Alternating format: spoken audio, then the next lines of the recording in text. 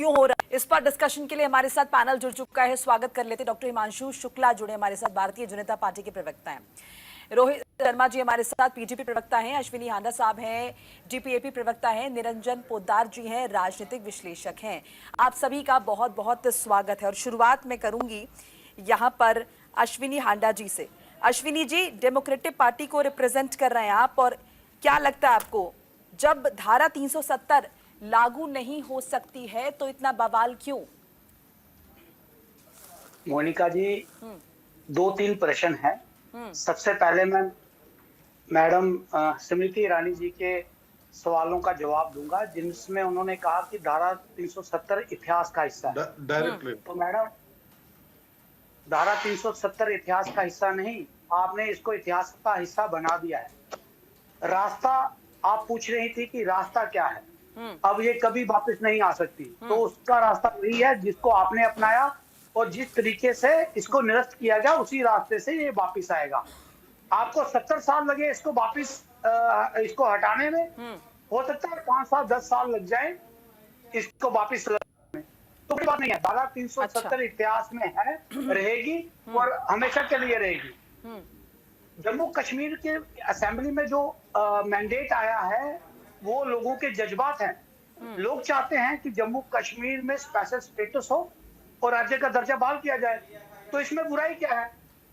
Bharatiya Janata party को लोगों ने नकार दिया है।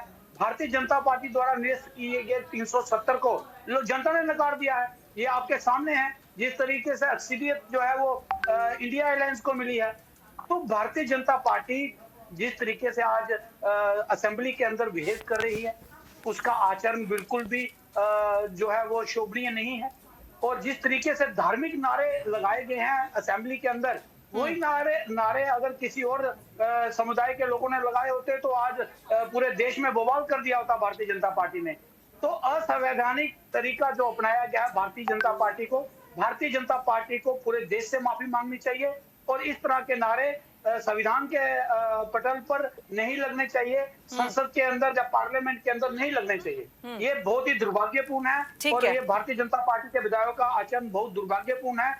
लोगों की आवाज को दबाना कहाँ की न्याय संगत है, क्योंकि ये लोगों की आवाज को दबाने का काम किया जा रहा है। ना तो उस समय जब धारा 377 को निरस्त किया गया तो लोगों से सहमति ली गई, और आज जिस तरीके से लोगों ने अपने जज्बात साफ कर दिए हैं, लोग जम्मू कश्मीर के धारा 370 को वापस लाना चाहते हैं और यहाँ के राज्य को जो है वो स्टेटहुड का दर्जा बहाल करवाना चाहते हैं। तो ये इससे सीधा क्लियर कट मैसेज है भारत सरकार को कि जम्मू कश्मीर के आवाम ने आपके खिलाफ और जम्मू कश्मीर के लोगों के हित में फैसला किया है, वही आज जो है वो असेंबली ने पास कर दिया है। और आने वाले दिनों में चलिए, भारतीय जनता पार्टी की हम प्रतिक्रिया ले लेंगे। पहले